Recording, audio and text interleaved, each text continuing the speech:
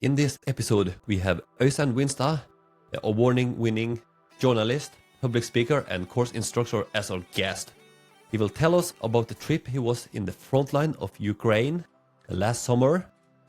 He will tell us the story about when he was in Chechnya working and almost got killed.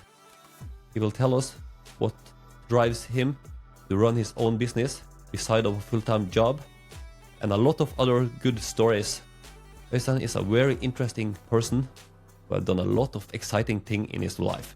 This episode will be very good.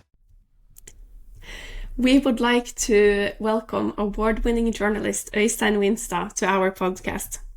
An extremely exciting person. You had a course for us last month where you taught us a lot of good things that we will use in this podcast.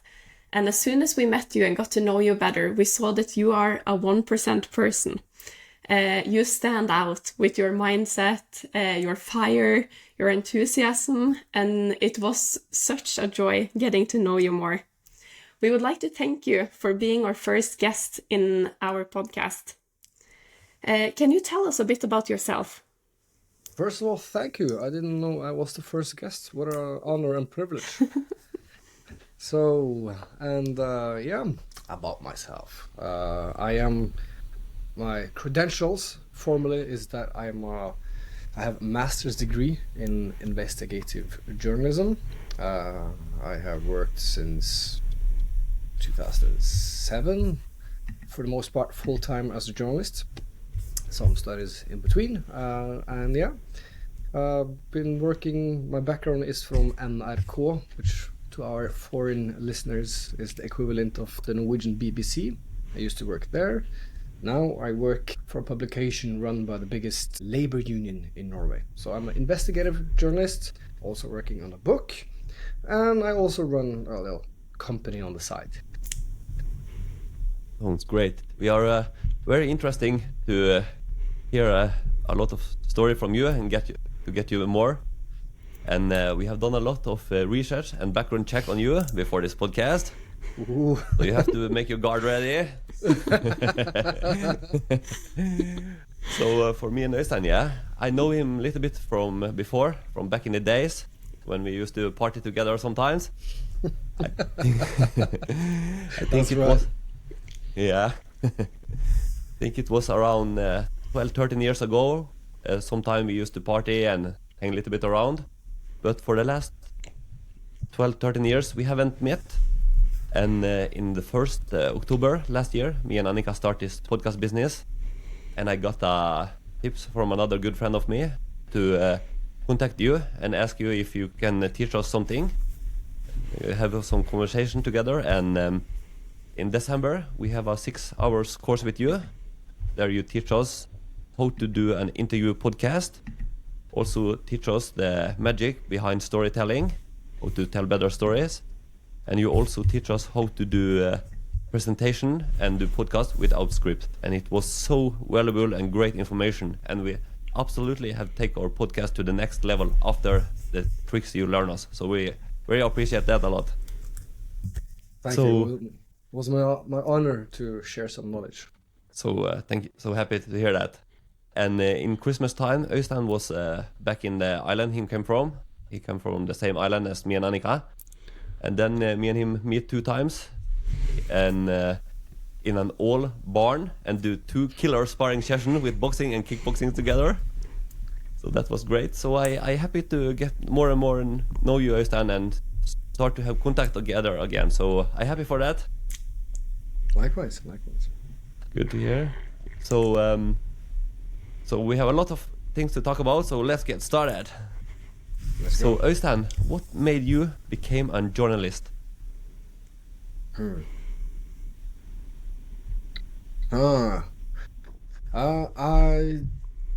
It is because I asked a lot of questions as a kid, and my older cousins, they just used to call me like, why is that? Or in our dialect, hvorfor? So, because I was just asking questions all the time. I was very curious about how things work in the world, why things are happening like they are doing. I always I'm a natural explorer. I like to go places, travel, explore, and take the knowledge I find there back home and share it with my friends and extended whoever is interested. There's that. And then when I grew a teenager, I became involved in politics, youth politics, because I wanted to do something. I wanted change. I wanted things to become better for my family, for my friends, for my region, for my country, and for our neighboring countries. And I was reading a lot, and then I kind of felt a strong distaste for politics, to be honest. I looked around and I saw the most people around me, not all, and there are some still very good people in politics, some few, but I realized looking around where I was, the politicians, they were just, the majority of their interest is whose back can I scratch now to get a position, to get somewhere. So they were more preoccupied with positioning, backs, scratching of backs, and getting themselves forward, but they forgot about the issues, the people. Who can we help? What can we make better? How can we take this existing system and lift it? So I became disillusioned with politics, and then I discovered journalism. And I'm that was about that choice. because you've had a long, very interesting career, a very successful career. You won a prize, and I've seen a lot of your work. You're an investigative journalist, and you also run your own podcast with real stories. And that also comes from what you say, perhaps, about discovering real things. You have a fire, you want to make things better. That's true. That's true. There is definitely a fire and a passion in me, for sure, which drives me to do things. So on the plus side, if I'm enthusiastic, fiery about something, I'm probably one of the best doing that. If I'm not so enthusiastic about doing some sort of task, I'm not the best doing it, to be self-honest, self-investigative. But yeah, lots of fire. Great to hear. What does journalist means for you? Journalism for me means to be authentic. It means to go where not everyone else is going. It means talking to people who not necessarily can speak for themselves. For instance, I met a lot of people living in Norway, refugees from a country called Chechnya, and I discovered they had so much to tell, so much important things to tell, but they couldn't speak, because if they spoke, then they got severe consequences for themselves. Even, that their families in Chechnya might get kidnapped, tortured, and worse. So journalism for me is to empower people, to give a voice to people who for some reason cannot necessarily raise their voice themselves, or help them do that. It means to investigate power. It means to be critical against power. Somebody says, this is how it is. Is it? It also very important with journalism, it is to listen to the ones you're not agreeing with. That's key. Because sit down and give the same treatment, the same respect, the same seriousness to the people that you don't necessarily personally agree with. What is the worst that can happen? You learn something. So that's, giving people a voice, challenging power, and also taking in several perspectives. And also the ones you don't personally like. Sounds very exciting, yeah. Exciting job, and it's great you do that, yeah. So you get the voice to the people. People can speak. You give people an opportunity to tell their stories. So it's very interesting to read a lot of interview and articles you have done. You do a great job, Øystein. Well, the job that I do, or the passion that I have, it has taken me. Norway has taken me to Palestine. The West Bank has taken me to Hong Kong. Has taken me to Australia. Chechnya, Russia, Ukraine, several European countries. I'm basically paid to learn, is what I say. So great, yeah. You really understand it in life. You work with someone you really love, So that's so good. So you are happy on your work, and you're also happy when you are free time, as I understand it. Yeah, with me, I'm that type of person that when I work and the flame and the fire is there, it doesn't feel like work, right? Hey, here's a story for you. I had this moment.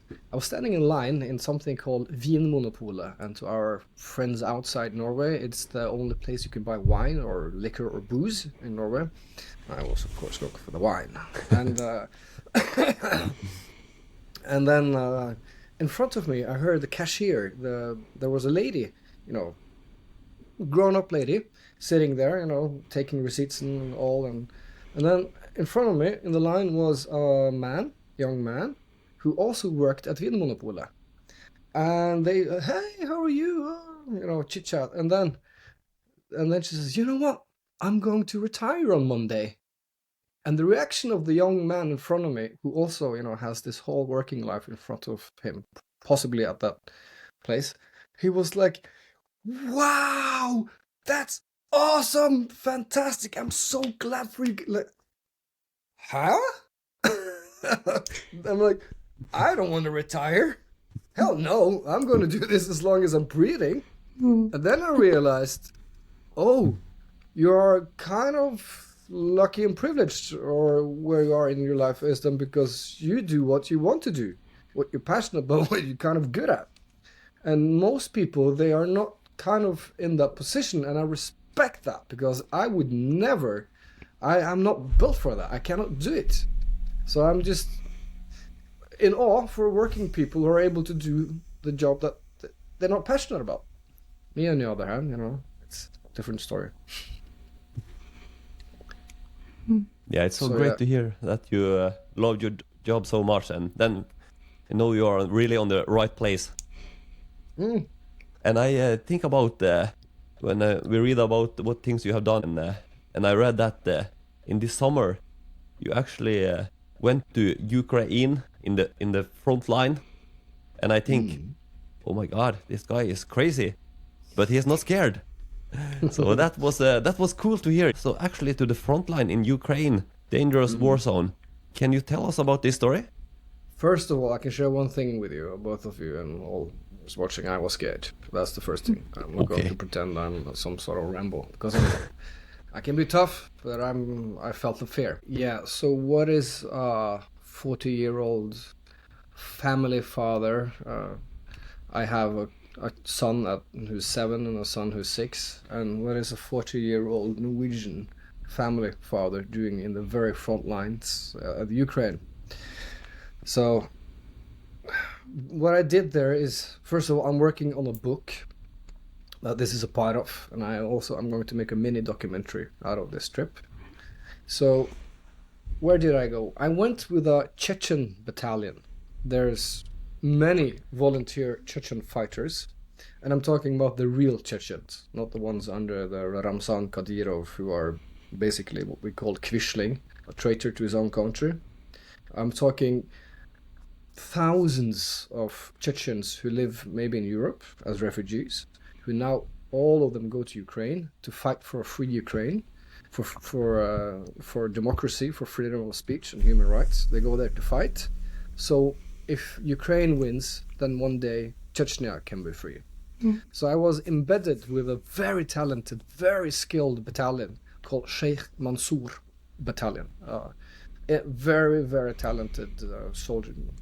You see, the soldiers there, they don't care about helmets or vests. They believe in Allah, and that their cause is what saves them and drives them and is enough. So I went beyond the front lines, actually, in Kharkiv region up north, where it's quite hot at the moment. I was embedded with a group of soldiers.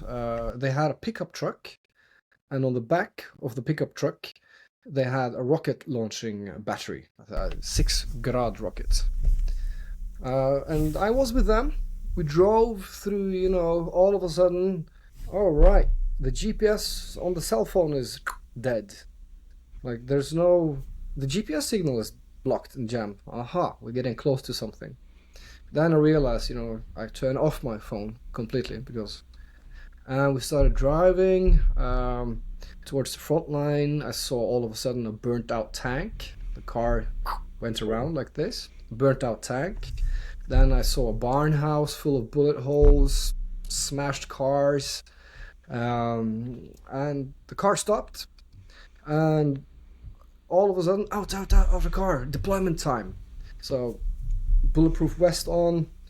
I asked in case of drones, I asked of a means to defend myself. I mean, this was an AK-47 with 40 bullets in the magazine, because they target journalists and medics and officers in particular. The Russians, they don't care at all about the Geneva Convention, so I wanted to defend myself if needed be. So we go out.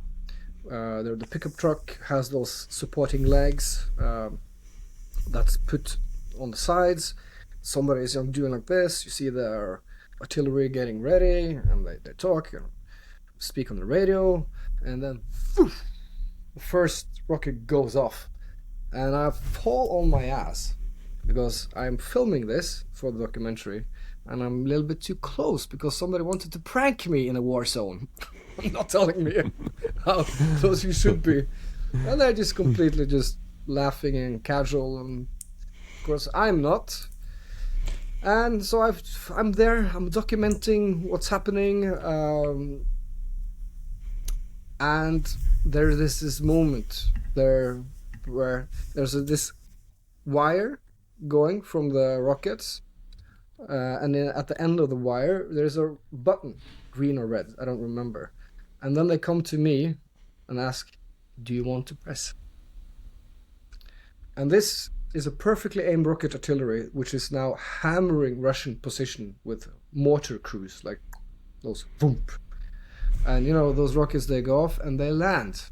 And here I am, do you want to press? Do you? And yeah, that's and then more rockets go off. I did not press the button, by the way, because I am here to document, and many reasons for why I didn't want to do it.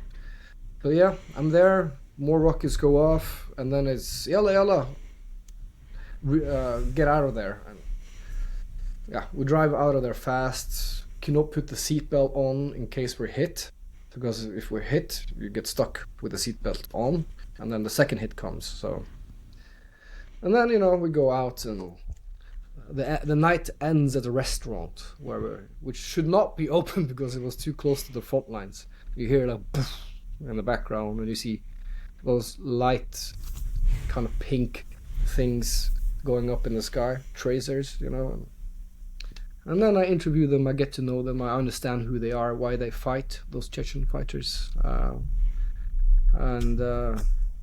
yeah, that's a short story. And your question is, what do I think about risk? I think what is making you go there? You're telling that you're making a documentary and you have this fire to share the real stories, but how do you risk evaluate this before leaving? First of all, risk is involved when you do those things. It's a calculated risk, and the risk assessment is that I knew that this battalion never has taken casualties doing what they do there. They go fast in, unseen. They have an anti-drone detector, which start beep if any drones come, within 30 kilometers or so. And they have never taken casualties. They're very fast, very special. I mean, those are men who have been fighting since the 90s. Same enemy with now newer technology, but they know how to do this. And one particular guy who was there, I trust very, very, very highly. He's a friend of mine as well. I know him since 2013. He's a fighter there now. So I do those calculated risks. And yeah, but still there is risk. Artillery could have hit, I'm there with a bulletproof vest on, being told that, all right, remember, if artillery shell hits, you throw yourself down, and the boom comes, and then you have to count to, was it 5 or 6? Because if the head is far away, the shrapnels can travel for a bit, and you have to count, let's say 5. before you stand up and run away. So, but okay, risk. My point here is that I take a calculated risk. I am a father. I want very much to, you know, be there for my kids. In the same time, if nobody never takes any risks in defending what I believe in, freedom of speech, democracy and human rights, if nobody never ever is willing or able to sacrifice anything, what will happen then? You think the bully will stop? You think peace will come from themselves? You think rights, freedom, democracy has just been won out of no struggle or no fight? It's not like that. Yeah. Was it sometime in this trip, for example, when you stand together and they shoot a rocket or something, that you think, what have I put myself inside to? Was it sometime you regret, oof, maybe I shouldn't have done this? No, not at that moment. I had many other strange. There's doing this and the artillery is going up, and I ask my friend, like, in English, is it 5 minutes until lunchtime? And then a guy comes with a big beard, a typical Chechen guy with a big beard, calmly goes to me and say in pure accented Norwegian, I guess more like 10 minutes. Om 10 minutter, så da skjer det. I'm like, what? You speak Norwegian? Like, yeah. So there's moments of that. But when I'm in this zone, so to speak, I'm beyond the front line. I'm just very operational. I'm just focused. Okay, camera is going not too close again to the fire. This jack, drones anywhere. Okay, yep. The trigger is there. The safety button is there. Get to know this, and then I get operational. I don't reflect. Afterwards, I reflect. Okay. So what is it that drives those Chechenian warriors to fight year after year after years?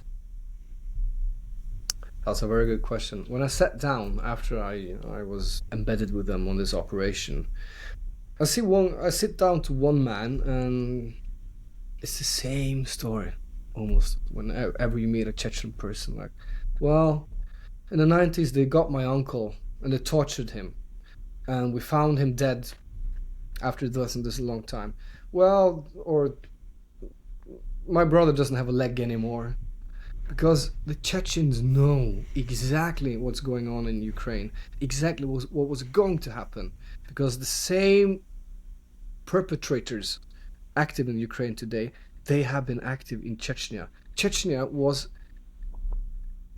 like a mini Ukraine, but even worse. They used the same. They flattened their cities. They tortured their people. They drove them out of their homes. They completely occupied them, put in a puppet government with a psychotic maniac of a traitor who kills their own people. So why do they fight? Because they just want to live in peace, freedom. They're actually a very democratic-oriented people. They used to elect their own leaders before, and even women could vote back in the old days, before. So they just want the same as us. They want to live in peace and prosperity and freedom, and govern themselves and not be occupied by, psychotic leader, dwarf in Moscow. You have had some amazing trips and you have a lot of stories, and I bet that there has been so many attachment through the people that you've met, because I think that you are similar to these people. They fight for what they know is right, and you fight for what you know is right. As you say, you take the risk going into the front line, putting yourself into dangerous situation that most people would not do, because it's extremely important for you to stand up for these values as you describe journalism as. Yeah, it's true. I fight with my own way. I fight with a pen and not with a sword. But yeah, I identify. Look, I've traveled many parts of the world, and I tell my boys, no, I love Russian people. I have dear friends in Russia, brave people in Russia who stand up against the tyranny, and who are so much more brave than I am. and to give those people a voice, to sit down, listen, and learn from them. Same in Israel and Palestine. I meet people in Israel that I just love because they're brave. They stand up against their own government and their own wrongdoings, and they tell their own people, hey, maybe what we're doing is not so good or great at all. Maybe we should stop this. This is crazy. And I tend to find people like that wherever I go. So what is the case that is most important for you as a journalist? The most important for me, that must be, look, my most important thing, if I would be able to achieve this, if I somehow would be able to get people of differences to come together and somehow find out that, hey, we're not that different. When we bleed the same. We are actually just one human species. And if you do DNA, if you look into religion, it says about, Adam and Eve. And if you look into DNA research, we all come from one, like we all have DNA from one woman and one man. Like that's a DNA fact. If I could somehow be able to convey that through my work, and that we're not that different. There's so much bullshit going on. Whenever you go to a new country and sit down, listen, and meet people, they're just like you and me. All of them everywhere. There's some, cultural differences, but we're all the same. There's no difference, really. We're all the same. And the sooner we discover that and realize that, then the better. Great answer. Great goals. And you also work a lot for human rights, and for these good values for people's well-being is the common denominator here, as I understand it. I guess so, yeah. Yeah. Well summed up. But also, you've been in some very dangerous situation. We have discovered that you have been very close to death. You had a close to death experience. And can you please take us back to that story? Walk us through it, and what went through your mind emotionally?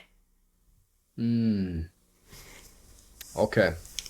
Now I have to take a little bit of sip of water because this is This is a rough one. This is a rough one.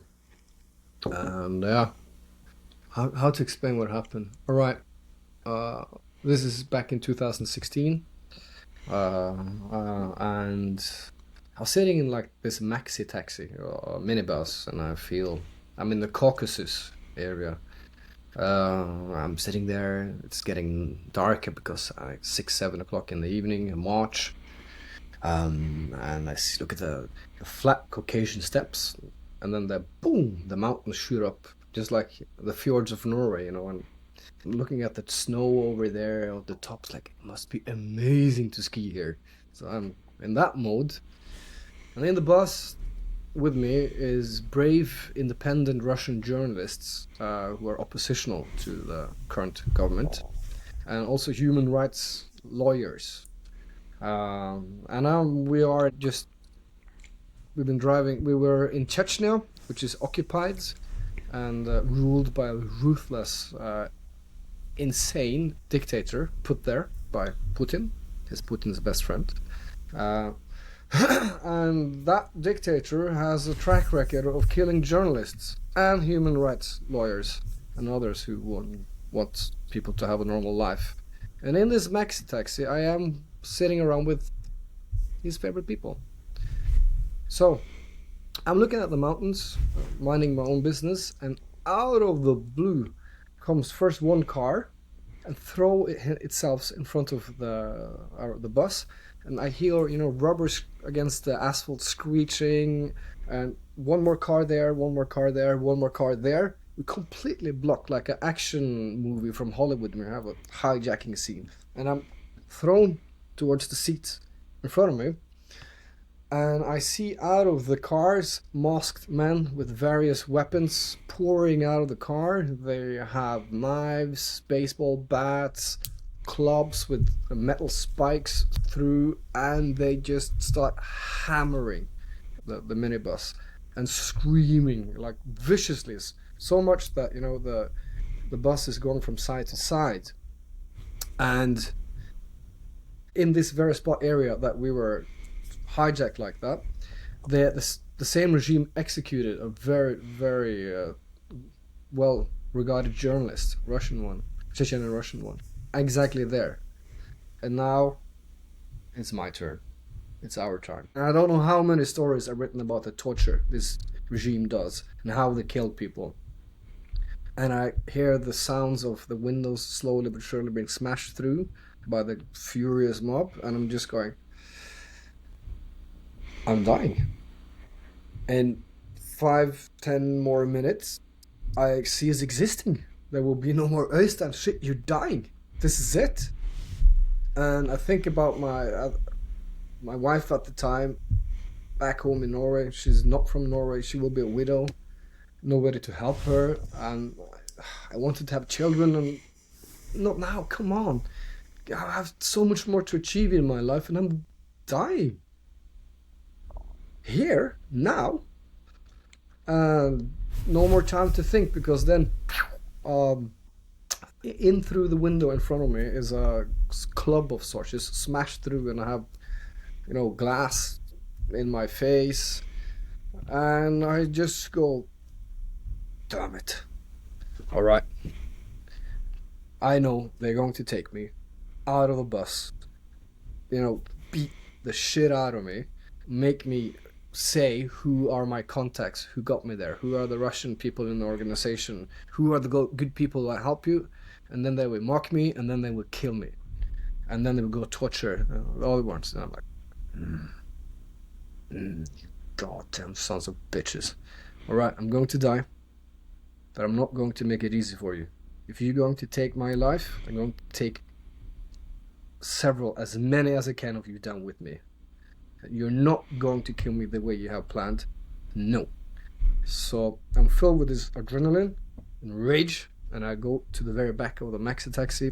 There's big guy on the right hanging in, hammering me with a long wooden stick. There's 3 people there beating me, stabbing me.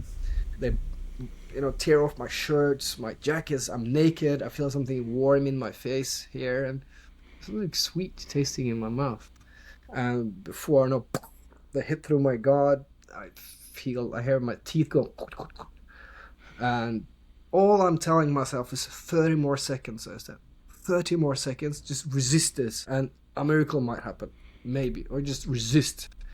If they get you out through the smashed window, you're done. I keep going, and I can barely withstand what they had. There are 3 people pulling me out, and this guy, hitting me in the head with a stick, and I'm just filled with adrenaline. And all of a sudden, they shout something in Russian, which I don't understand, and they run from the maxi taxi. And I'm blooded, beaten, and battered, and I don't understand why they run. All I know is over there, is a wood, like it's getting darker, and there's wooden area for 300 meters in a flat field. Maybe this is your miracle moment. So I'm completely blood all over, and they stab me in the feet and everything, and I jump half naked out of the minibus, and I run like hell towards the forest. One guy with a baseball bat and one guy with a knife after me. But I was not the fastest in school, but I Usain Bolted my way towards the wooden line, and 3-4 seconds after I'm out of that bus, poof, and as I turn and run, I see what used to be, a dark road with a dark bus is now an orange, glowing thing with greedy flames. What I didn't know is that they were going to bomb and blow up the bus with me inside it. So I heard later on the audio recording that they said, "You pederast," which means homosexual, actually. I use that as a curse word. We're welcome to be barbecued. I didn't understand or hear that. I just jumped by instinct and run. And like a few seconds afterwards, and I run far and hit the dirt. And yeah, we can end it there, but As you see, I survived, as you can see, and thankfully all of the others in the group survived as well. Some quite injured, but we all actually survived. And we survived because we were two international journalists there. Killing us would mean sanctions upon Russia. So my passport helped, to be honest. So that's the story. If you Wow, it is quite a story. It is amazing how your instincts told you to run at that point, and I think the strength inside of you, you're beaten, you're battered, you're frightened for your life, you know that you'll have 30 seconds left, and instead of just resignating, you flip that switch in your mind and you fight for your life. That is extremely impressive, so inspiring. Let me share this with you. You can never, ever imagine how you're going to feel or react. You can want to be the hero as much as you want to believe, but when you're there, that you can never tell unless you are in an actual life and death situation. And in the beginning, I was resigned. In the very beginning, I was completely, like this. But then something filled me. And I don't know, it's probably adrenaline, but I don't know where it came from, but it's rage. You're going to take my life. You're going to take away my future kids. You're going to take away all what I want to do. Come fucking fight me then. That was. You're going to pay for this. You're not going to make it easy for you. That's what filled me. Very strong story. So interesting to hear. Yeah, I feel actually my own adrenaline coming back now. You do that, yeah. What after this one happened, did something change with you on your private and as a journalist after this experience? Oh yeah, definitely. A lot. On a personal level, you might know this, but I had this, basically psychologically and mentally I died. I died. And in 2016 I actually kind of died in my mind. And everything after that is a bonus. And then you realize that the classical cliche that life is precious and who should I spend time with? Who is actually important to me? Who really matters to me? Where should I put my energy? And it peeled away a lot of things that clouds my priorities. And I decided, for instance, that I love people. Why should I be afraid of saying that? I started consistently telling people I love you. Friends or family or my mother, my father, people that I like. In Norwegian, jeg er glad i deg. I love you. And I started telling people I love you. I love them. I started to just focus my energy where it should be, to the ones who really matter to me. My father, he was a typical Norwegian, very kind of stiff upper lip, no emotions going on here, right, type of guy. And I've never been physically close to him. And this is maybe awkward thing, how do you approach your father when never been physically close? I knew he cared about me, and I just decided that, Father, whenever I see you, I'm going to hug you. And he's like, I don't care. I don't care, Father. I will hug you. And eventually he's just like, all right, he went along with it. Not comfortable, not necessarily. I don't care. He will know how I feel and I will show it. So it changed that, and then I realized, standing on the airport, when I landed in Oslo, Gardermoen, I was on crutches, and I go to the entrance hall and I see a wall of journalists with cameras, with flashlights going up from the photographers with video cameras. I'm live. I didn't know this, but I was top news in Norway. I was on all the major websites and TV channels. And I realized, hey, I have a voice. Really. I can use it. And I said, what happened to me is nothing people live there every day being exposed to this and worse every day. I'm here safe. You know, I'm so impressed by those people who are fighting. And it's now my mission to give those who cannot speak because they get tortured and dragged to a torture cellar, to give those people a voice. That I realized, you know, while being interviewed, that's kind of my mission. You are such an honorable man going through this trauma, which releases the response of fight or flight or freeze, and you fight your way through it. You survive. You go back, and then you think more about everyone else.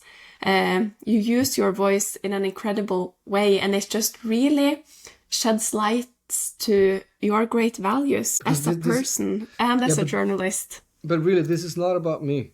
This is about the women, men and children every day in peril because of this shitty regime that's doing this. It's about them, their bravery, what they're enduring, how they are one day they will be able to flip this thing around. And if I could have one little imprint on that, if I could just sow a seed of something there, I would just be honored.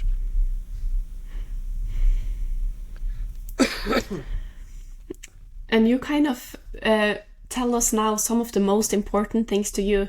And we know that you work 8 to 4 for the job at Fagbladet. And then you also run your own business. But what are your ambitions for the future as a journalist? My ambition is that I would like, of course, to, in the future, I would like to focus probably more on, I'm writing a book, I will finish that. I would like to focus perhaps more on those issues that I've been talking about. So I want to make more documentaries. I have made before, I want to make new ones. Finish this book, then I have other books in my mind that I want to write, and I guess do more of what I'm passionate about and perhaps maybe good at.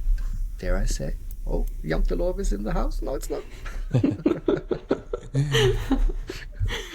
Hey, you know, speaking of Jantelov, you know, guys, I want to share a thought. And this, I sound very cocky, but you have to be. Come on, look. I say, yeah, I agree in Jantelov, which says you should not believe that you are something. And I 100% agree in that statement. Why? Because you should not believe you're good at something. You should know.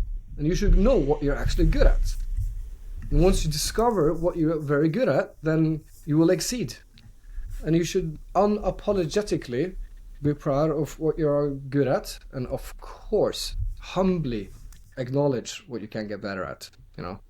And there's a lot I can get better at. I'm not like the orange man who is about to become president, who is best in everything he does. Maybe he's, I don't know. I've never met anyone who's the best at everything, but that aside, that's the philosophy I have. Know what you're good at. But I think it's a great way, yeah, because you have to believe yourself and you have to tell yourself you is good, then you will become better, yeah. So I think it's a great philosophy. Absolutely, and this is something that you stand out as a 1% person, as we talked about in the beginning. You run your own business, you go on your own, you are a lot on your own creating these stories. You have to take initiative for your own success, and to disbelieve in yourself and to not have faith, it will close so many doors. So you need to have a certain amount of confidence or faith in yourself to actually open the right opportunities. There's two things I want to share there.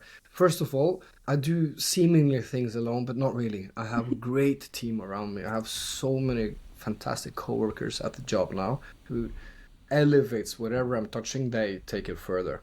So cooperation for me is one of my great learnings. Is this is the way to elevate and exceed. I might seem like a lone wolf, but not really.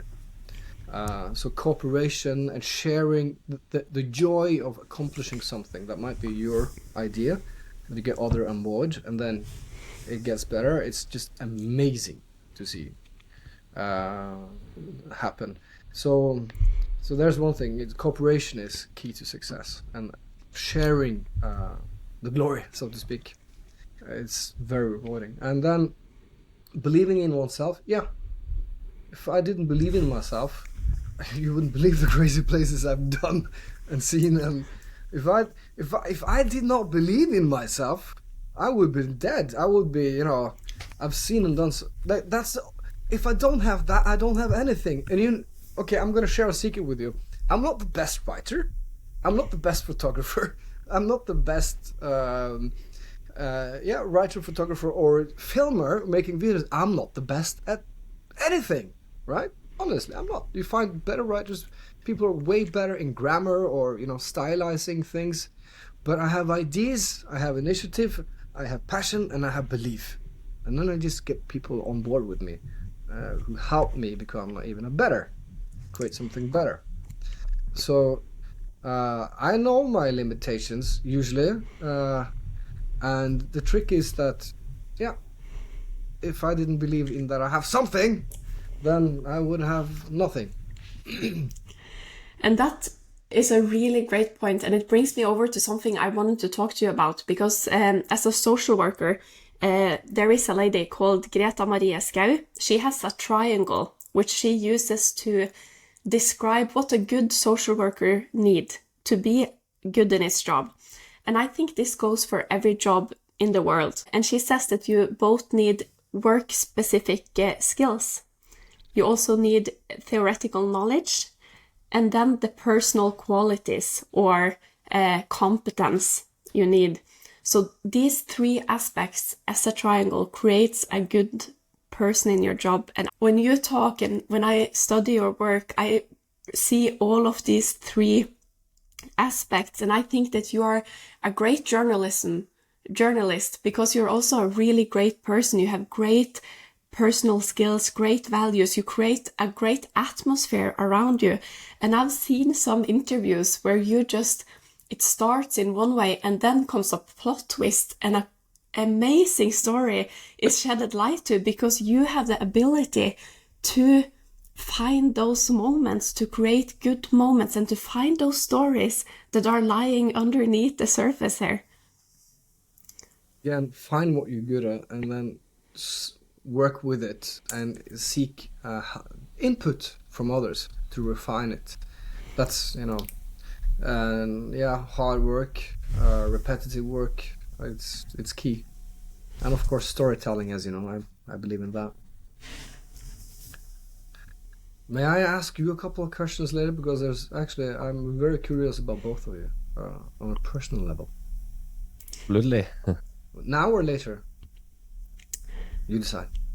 I think go ahead. Now is a good time. I will start with you, Joachim, because I deliberately didn't ask you this. We were sparring and the sweat was, flowing from both of us. You have a ridiculous stamina that pisses me off. I thought I was going to wear you out, but no such thing. And I was burning inside to ask you this, because you have been open and brave, very brave about your addiction. And I wonder very much about, I had this moment like in the bus that no, I'm going to fight this, I might die, but I'm going to fight them, and I just wonder, did you have a moment when you realized that, all right, this I can't go on like this, drinking and partying and boozing, and did you have that one moment? Great question. I think I didn't have actually one special moment. It was many things that make me want to quit drinking.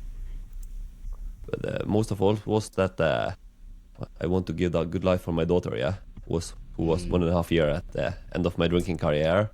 That was my main reason. Drinking. At the top or at the bottom, depends on how you analyze it. Never heard that one before. That was a great one. Yeah. So that was the main reason. My daughter, a lot of pressure from my family, to start to get a better life. My life was shit. It was a nightmare every day. Just to get through the day, and a lot of debt. Everything was shit. I was in a bad place. So it was many things together. And mostly my daughter. Yeah, so I decided, okay, I have to be finished with this life and start the next one, and at least do it for my daughter because she deserved it, and I push it to the world. So I have to do everything for give she a good life. So that was my biggest motivation. So you kind of found strength of something outside yourself, being your daughter and yeah, your daughter for the sake of, if not for yourself, then for your daughter. But I was wondering when it comes to you becoming an addict of alcohol. For me, when I partied, as you know, I partied with you. Then when I partied a little bit too much, I get physically sick. I get exhausted. Now, if I get at the age of 41, I get so fatigued for days. But did you feel like physical dependency on alcohol? Like if you didn't get it, you reacted, or? I used to tell my friends, yeah, I never get hangover because I always drunk. But yeah, I get hangovers too, yeah, sometime before, yeah. But I usually just when I wake up in the morning, I just start, so I not get hangover. So I just keep drinking for weeks and for months sometime, yeah. But of course I feel bad, yeah, when I stop drinking and I been bad for many days, Really? physically and physical mentally. Ill. Mostly mentally, yeah. Not so bad physically, but yeah, have to vomit sometime and like this, and feel very tired and exhausted, yeah. And also, I understand that on outside the motivation you found factor is your daughter, but I've been also thinking that, you know, does that make you think also about a higher power? Yeah, absolutely. All my life, yeah, I have been Christian. I have prayed to God all my life, but I never been so public about it. Yeah, just after I started podcast, I think, okay, I will show myself from all the sides. So then I start to be public about it. But before I was in rehab, I was absolutely a Christ and pray to God every day. But one of the things we learned when we was in rehab and about the 12 steps, that you have to find a power who is higher than yourself. You have to believe in something who is bigger than yourself. And that was God for me. But after that, I became more and more Christian, yeah. And it became stronger. I find hope. So that has absolutely helped me through tough and difficult times. I like that. There's not that many people I meet that's this open and vulnerable about the journey. I respect that. That for me, that resembles true strength. That represents true strength. Thank you for that. When we started podcast, we always gonna be honest, and we want to, as you like to, share real story, real life experience, and just show ourselves from every places. Vulnerable, not vulnerable, and just show who we really are. Okay. And I have one thing I want to share thoughts with Annika. So you look typically Norwegian right now. Blue eyes and light skin, but there's something on your head. Yeah. What is that? You changed since I saw your Facebook pictures. Yeah. I understand there's a spiritual journey. I'm just joking around. But I'm curious about religious thinking and finding that higher power. I think about that myself every now and then.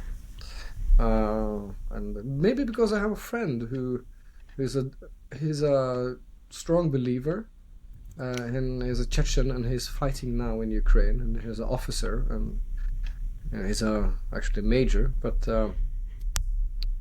him I pray for when I know he will go to battle. As a not particularly religious person, when it comes to him, it moves me. I actually prayed several times for him.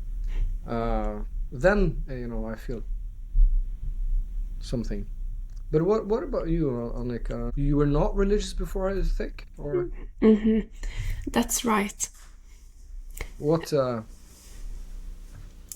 is moving inside of you? I think that a couple of times when I was young, I used to pray to God because I was very scared, or had huge worries. So a couple of times I have prayed because I've believed that there has to be something bigger than us. And then in 2023, I kind of just hit the wall. It was so many personal things going on. I was extremely fatigued and I was very depressed and I was struggling with anxiety. A lot of these anxiety attacks, and things were just very difficult. And then I just knew I had to go to Thailand because that was my plan before a lot of things happened. So I just trusted the process. I was just like, okay, I'm not even able to train. How can I go to Thailand as a fighter? But I just need to go. I need a change. And in 2023, I was also looking for something bigger than myself. But especially after I hit the wall, I was just like, okay, I oftentimes hit this bottom part where I'm so depressed and anxiety and things are dark. So there is something I have misunderstood in life. And I often thought about that it has to be religion, because why are we here? And I started asking myself a lot of questions. I was alone almost all the time in Thailand, except from training 4 to 5 hours a day. I was alone most of the time. And then I would ask myself, why are we here? Who created us?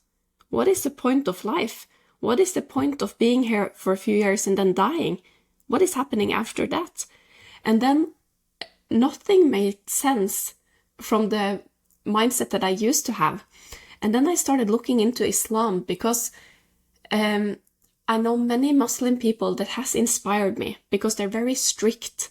They have a close relationship to God, to their faith, to the 5 daily prayers. They're very disciplined. And that inspires me a lot. And other religions haven't really inspired me because to me, I'm a very black or white person. I am a 101% person. So if I do something, it's all in or it's nothing. And the more I started looking into it, the more it made sense. So to me, this journey came at a very right time. And it has helped me a lot through life. I feel like my emotions are a lot better now because when I have my faith, everything happens for a reason. Everything comes from God. So if I achieve success or failures or anything, it comes from God. And I also believe that the Quran has never been changed. The Bible has been changed. The Torah has been changed. Many other religions don't have a scripture like that.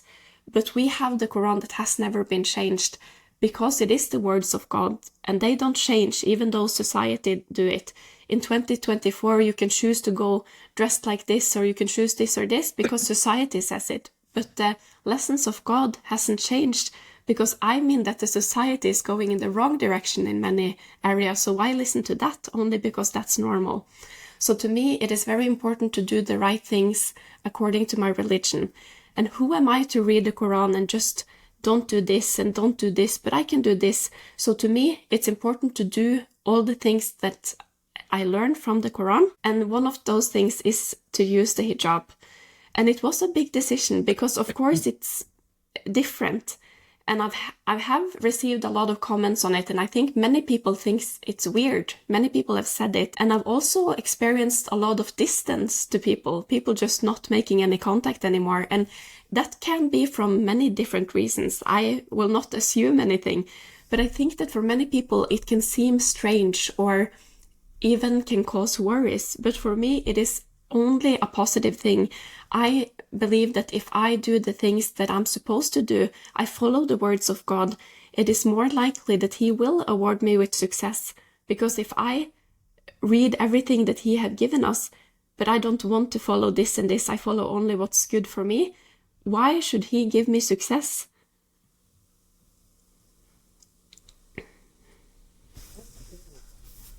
As a big brother, see like a tiny bit change there in the visual appearance of your sister. How was that as a family? Yeah, great question. Yeah, it was a very big change. Yeah, about I will be totally honest about this.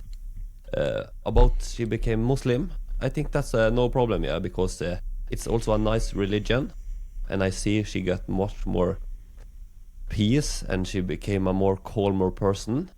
So I know that Islam is something she have researched about for a long time. So about she became Muslim, that was okay for me, yeah. But about this hijab, I am not agree with this choice. I personally not think she should use that. I personally feel girls should not use that. But it's up to the people, and we should not start to argue here, because then it's go 4 or 5 hours like this. We have argues for weeks about this one. So I support the most of she do, but about the hijab I not support, because I is against that. But okay, I respect people can do what they want, but I not agree in that decisions, and I have to be honest. But I still respect she, and Annika is Muslim, she uses hijab, but she is the same person as before. She is have all her good qualities, and she is just the same person as before, and that's the most important thing.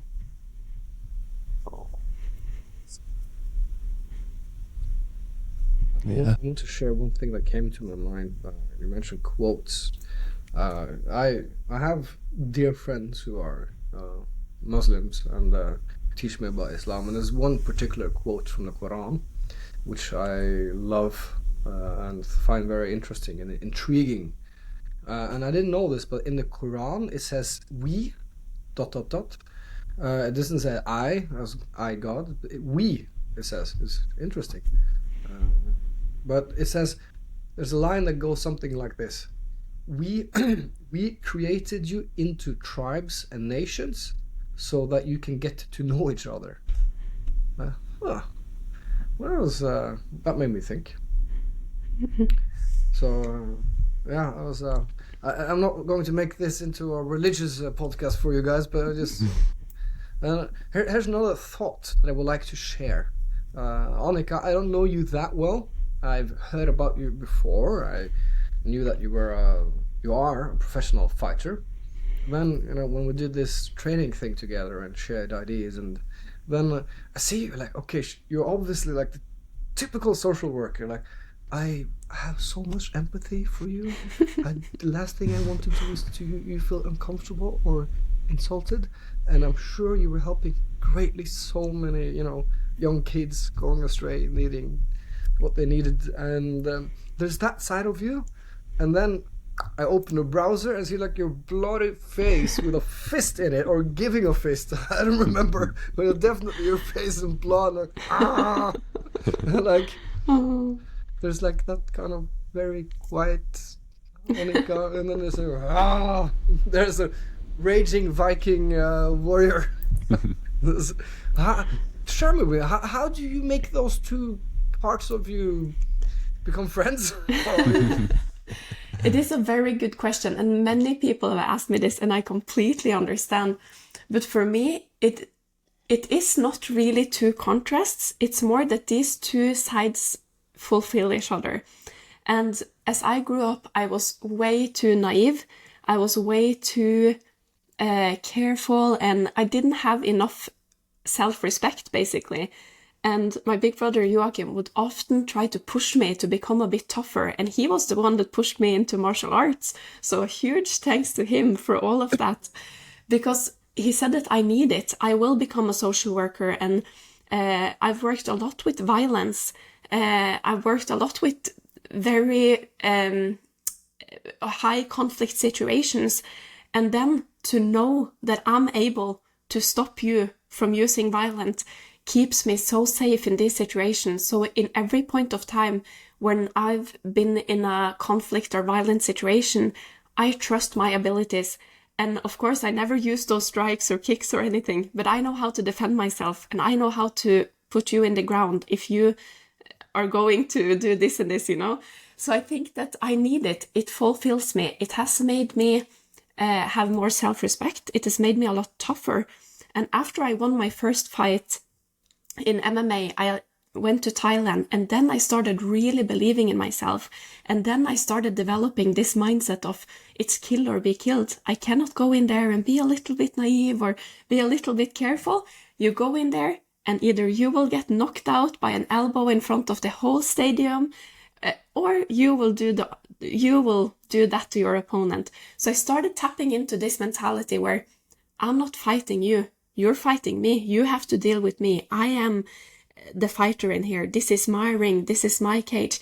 And I think that to have this mindset is extremely important in life. And also as a social worker, I also have that mentality to go 101% in. I want to be the best social worker. I want to make them feel good. I want to help them. But I think it's all a journey. I need the martial arts to become the best version of myself, and I need religion to become the best version of myself. I see that when I have a good faith, I'm very close to my faith, I am more stoic and I am more rational. My emotions doesn't make it difficult for me. But when I maybe am a bit further away from my faith, that's when the depression comes. That's when these things come. And I thought about that when you mentioned your good friends in Chechnya, the soldiers, the Muslim soldiers. They are not really scared to go out to war because they have Allah. If they die, it was supposed to happen. If they survive, it was supposed to happen because everything comes from Allah. And I hope and I believe that they have such a good faith. They do their 5 prayers, they do this and this. So if they die in war, hopefully they will come to paradise. And these kind of things make such a good feeling in life. I don't experience those same bottoms as I have before. Another thing sorry, Øystein. You first. Okay. Another thing I think about, it is about the Christian people and also about the Muslim and other people who is religious. You see the people who have a strong belief, they have a very nice and good peace with themselves.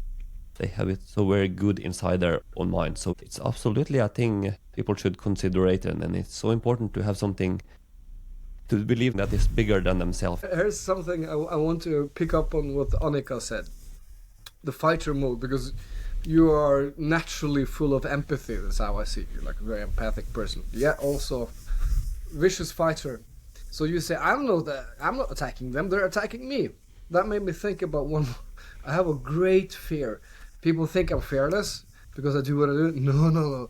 There's one great fear I have, which is not yet under control or mastered. Have you tried spearfishing, Joachim? Undervannsjakt? No, I never tried it before.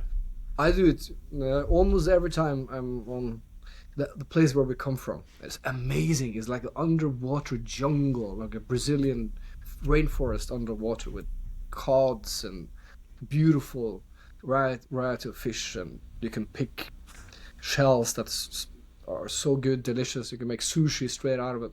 It's a fantastic thing. Great passion of mine. But there is something they call killer whales or orcas, and they are occasionally around our island and right close to where we come from. They're there all the time. I don't know if any of you watching this have ever seen what orcas like to do with the seals with the tail, the tail trick. Well, this the kind of semi-conscious seal pup, and then they spin it. And here I am in the water alone, like going up and like, picturing the little flippity tail and picturing me spinning around like this. And then you go down and you see nothing. Sometimes you see the land there and it's just pitch black dark, like nothing, the deep emptiness there. And one day I imagine like seeing one white and black thing with eye looking at me like this, wiggling his tail. That's my nightmare when I do this. But then here's the long segue to what I want to share, is that people ask me, at least, aren't you afraid of sharks when you do spearfishing? And like, no, I am the shark. Well knowing in the back of my head sometimes there's this tail. So of course I just relax and hear when people tell me the statistics going like this. There's no recorded attacks or kills of killer whale or orcas on spearfishing people or spearfishing men or women. And I always go, no recorded attacks, because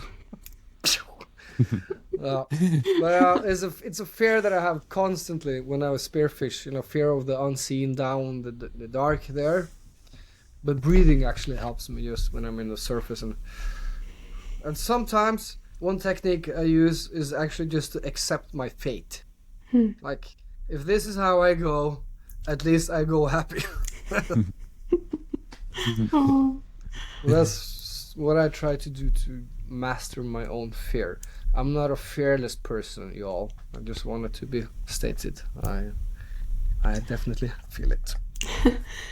I think it's awesome, and it's all about mindset. And something you said previously made me wonder, because you said that you just want to uncover these real stories. Journalism is so important to you for those great reasons, as you told us.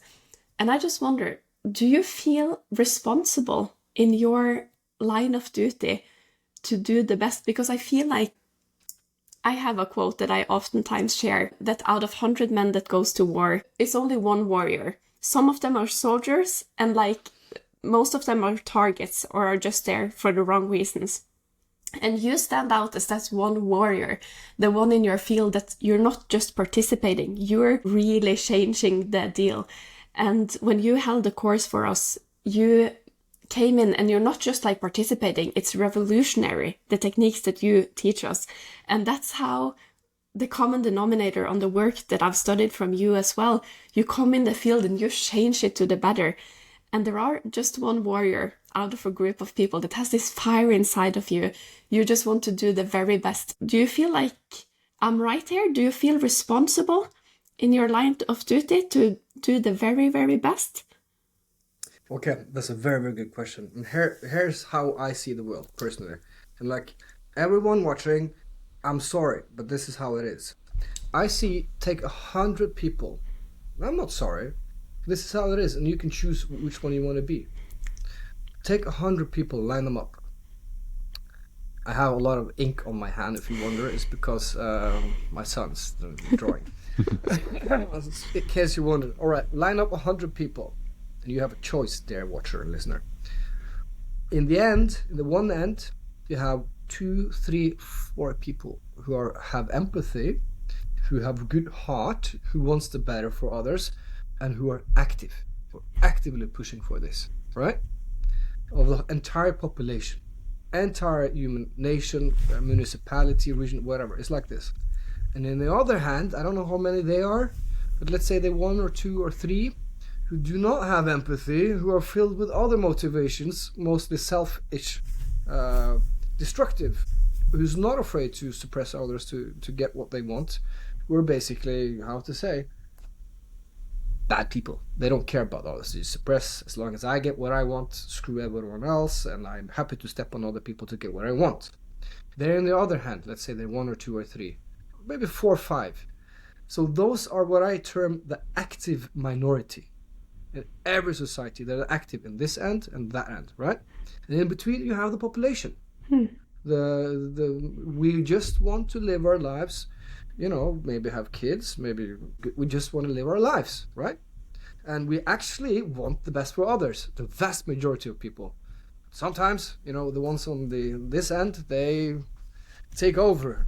So, to be honest, I at least I like to think I'm on the side of I have empathy, that I do know. And I have an active voice. I want to be active. And it's kind of my duty because I'm like that.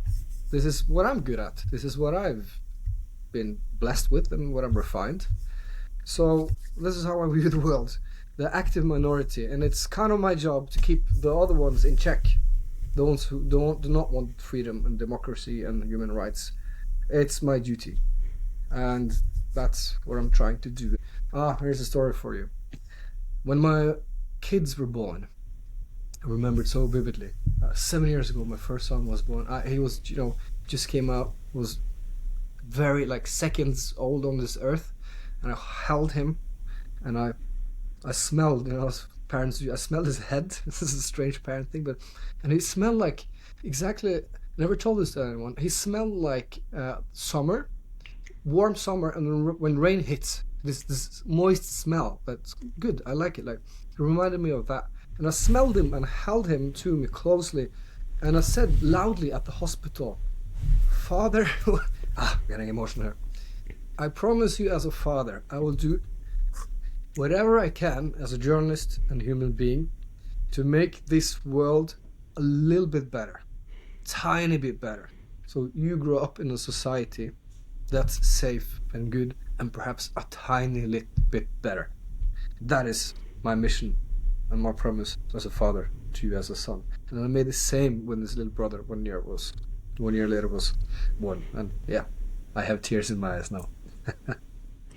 Wow, that is so beautiful.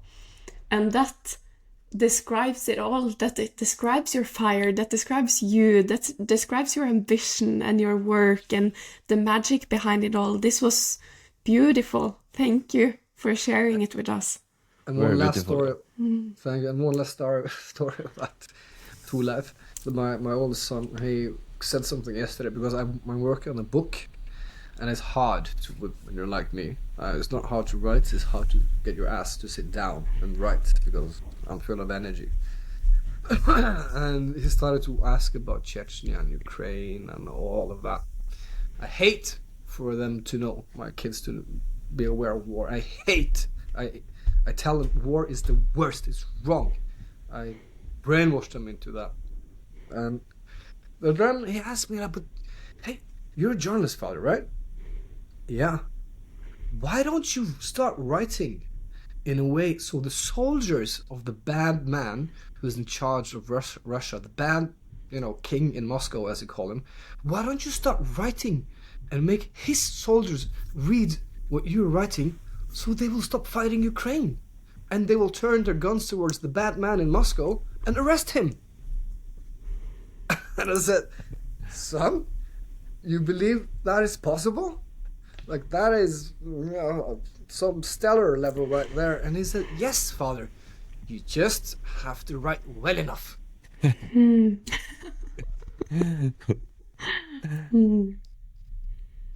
Yeah, and I'm like, wow. And that again kicked me in the behind to start, work on the book again, and it filled me again with this fire that we talked about. Amazing. It's a good idea. Eh? It's good thinking of a little boy. 7-year-old, second grader. Amazing. I think it is legendary, and I think that in some areas in life we should listen to our elderlies because they have a lot of wisdom, and sometimes we should listen to the children because they have the biggest ambition that hasn't been stopped off the society and the world yet. So sometimes we need to be fueled by their fire. And then his younger brother, Noor, chimed in on this, and he said regarding, I explained to him that, the mad king of Moscow, as I called him, he doesn't care about other people. That's why he's doing all these bad things. And then his little brother, he's 6 years old, sat, "You know what, father? I wish we can gather lots of kids, a bunch of kids, and make all those kids go to him and make the kids talk to him. Because maybe then he would listen, at least to the kids." Then he added on, because the kids are completely innocent in this. They don't do anything to anyone. Give him kids, then maybe he will listen. And I'm so touched again by their thoughts. Beautiful to hear. Very good thoughts of so small children, and so wise what they say. Yeah? It's so amazing. Yeah. I'm very impressed. I started writing down now, actually, because it's words of wisdom. Absolutely.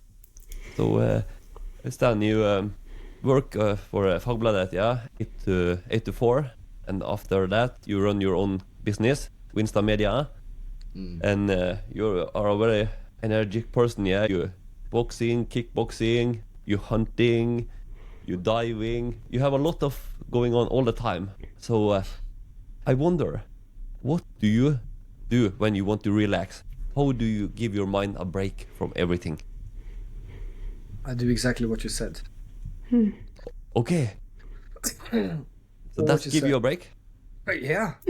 Okay. Oh yeah, absolutely. Look, I hold my breath I'm at the surface. I hold my breath. I'll see down like 4 or 5 meters or so, and I see a big fat cod swimming there, or the pollock, his cousin. And I find the angle. I go down. I duck dive. I swim. There's just one thing that occupies my mind, and it's just taking that aim, holding my breath, following. There's no clutter in my mind. It's just that one laser sharp focus, and I fire. Sometimes I hit, sometimes I miss. I learn. And then, when I do those things, I relax. When I hunt or I spearfish, or when I have a bow that I shoot. When I shoot my bow, it's just nothing in the world. Just holding my breath, just that laser sharp focus, and letting go. And it hits. That's how I relax. People say my bottom is allergic to the couch. Yeah, it's true. I don't. Well, it happens if I'm sick, or then I sit and watch series or like that. But I relax doing things, and afterwards I'm calm, and I'm also created in a way that I need to physically be worn out, because I have very likely like ADD. I need to be physically worn out. Then my dopamine levels are on the same level as normal people, and then I'm calm and focused and I'm happy. And if not, I might have this unrest in me. I think it is awesome to hear, and I recognize myself a lot in the things you say about relaxation and ADD, and I think that it can be challenging, but I think that it can also be a superpower, an ability to work more than others, to achieve more out of life. Do you agree or disagree? It's a blessing and a curse. It's easy to lose sight and get distracted very easily for me. But once I'm on track, I once had a story, and I had how much time? Very little time to write it. And I just looked at my coworker and said, I'm going to ADD the living shit out of this. Give me that deadline. Oh. Yeah, so there's...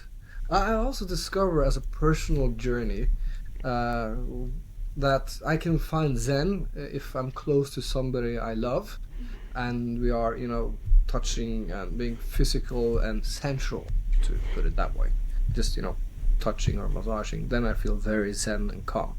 We're not going to make this into an erotic podcast, but I'm just, as a personal level, I discovered that, physical closeness gives me zen to somebody I love, girlfriend. So, how about you? When do you guys find zen? How about you, Joachim? When do you find your zen and peace and calm? Inner peace and calm? Great, good question. It have to be when I walk. I like to walk trips. I used to walk trips, and especially if it is daylight and it start to get night and you have the sunset, and I just walk, and it's nice nature, and I see out of the horizon, and then I feel very at peace.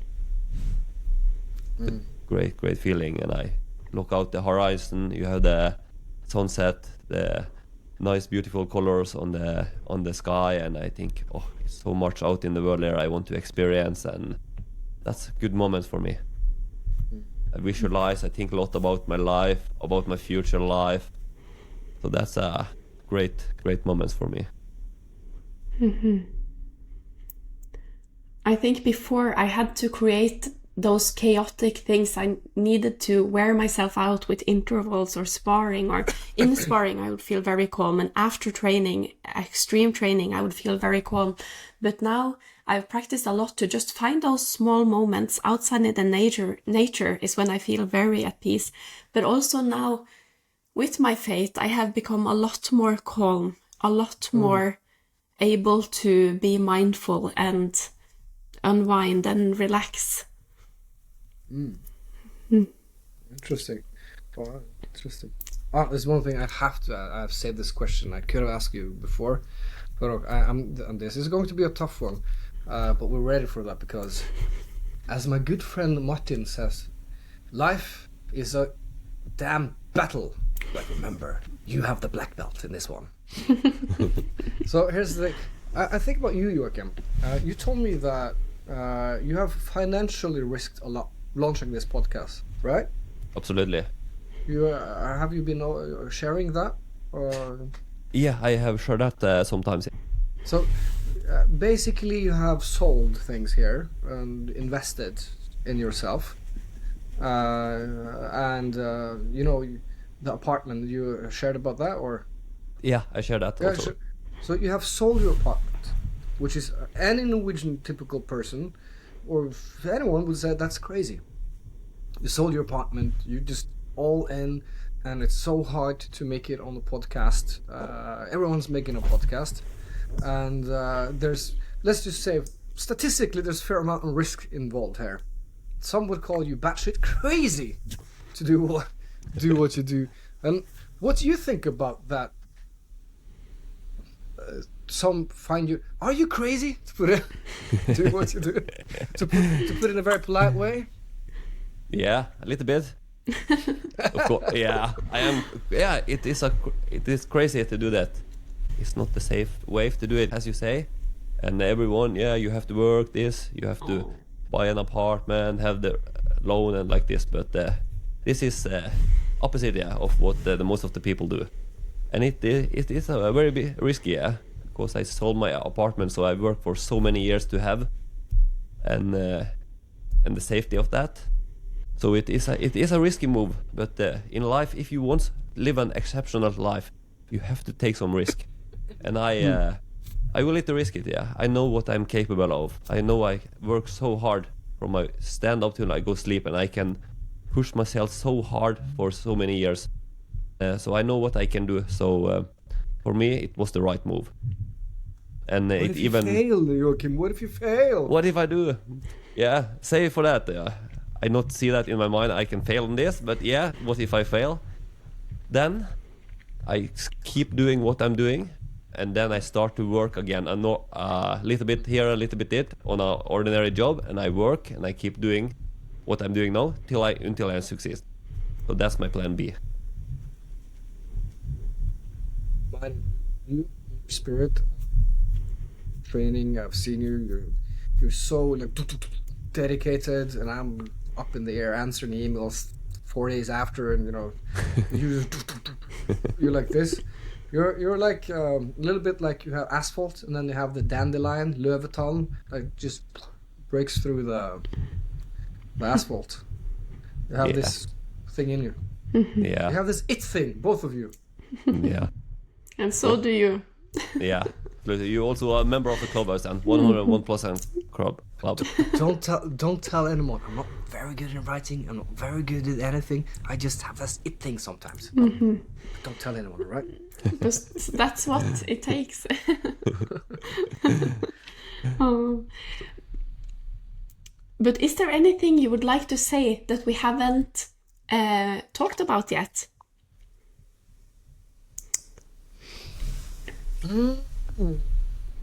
Yes, I would like to share something. If you watch the news right now, you can get very worried. I have unfortunately realized that since my 2 kids were born and I made the promise to them, the world has become, in some respects, a worse place. There's wars going on in many places. And I thought about what to do. What can we do? Because there's so much, we're bombarded with information and news that's not necessarily good at the moment. We can feel helpless and nothing is worth, like nothing, whatever we do, it doesn't help. I just want to share that I find comfort in myself now in those troubled times, just giving love to the ones I love, my kids, my girlfriend, my mother, and all my dear friends, and that's so meaningful, and I get so much back. That I focus on this because this will forever be beautiful. And then there's also things we can do. There's fantastic organization that, for instance, helps people trapped inside Gaza, There's Norwegian People's Aid and other people. You can give to them. It's working. it's not futile. There's so many small little acts of beautiful things we can do, or we can donate money to a spleis, like it's a way of gathering money digitally in Norway, to a car that's being donated to Ukraine because they need that in the front line to hold the line. There's so many small little things we can do that actually makes a difference. And when many people come together doing something very little, it becomes very big in the end. So it actually works. And finding love, giving love, and doing those small things, I remind myself it is of meaning and great value, and it helps. It might get worse before it get better in this world, but it will get better. That is awesome. Great. Do you have some favorite quote you want to tell us, Øystein? Oh yes, I do. I do. There is a quote that goes like this: life is either a daring adventure or nothing at all. And who said that? It is a young girl who couldn't speak and she couldn't see. I think she put her hand in water and she discovered through water that everything has a name. And her name was Helen Keller. And she was blind and she couldn't listen, I think, as well. And she couldn't speak, but then she was able to. And she said, life is either a daring adventure or nothing at all. And I find that a very, very beautiful quote, especially coming from her, achieving what she did. She was also this dandelion, this seed trapped under the asphalt, breaking through. And I have another one, if it's okay. Yes. This is from my favorite author, George Orwell, who wrote Animal Farm in 1984. And he said something along the line that it goes something along. If liberty means anything at all, it means to be able to say things some people don't want to hear. So that's that. Those two quotes, I think, will be good for now. Great quotes. So where can our listeners find you, Øystein? I use Facebook. You can find me there. I do have a website that's being developed. That's out there, I guess. If you search my name on various search engines, you can find me there. And I also, I guess, I have an email address that's probably on this website. So Facebook, and if you type my name, you'll find some of the work I've been doing. So Øystein Windstad or Winsta Media is also where we can find you. And we are, of course, very excited to read your book and watch your documentary. And I'm very sure you'll announce that on your social media channels. That I will. When that is being released, yeah. So it was great to have you on our show, Øystein. We thank you so much for being our guest. It was a very great, funny and interesting episode. And Øystein is a very interesting guy with amazing story, perspective, and a lot of good value. So we absolutely recommend you to check out this guy. And link to where to find Øystein will be down in the show note of this episode. And in the future, we will have a lot of guests in our podcast. So keep coming back. This will be an exciting journey for the 101% podcast. This episode was recorded on January 9th, 2025. Like this episode and share it with a friend, and we will greatly appreciate a small donation. Until next time, see you. And don't forget to follow us on Instagram on this podcast account, the 101% podcast. If you like this episode, make sure to share this podcast episode with a friend and review the show on Apple Podcast. Thank you to all the audience for listening. We appreciate you all a lot. Hope that you will come back and listen to our next episode. Until next time, take care and give it your best.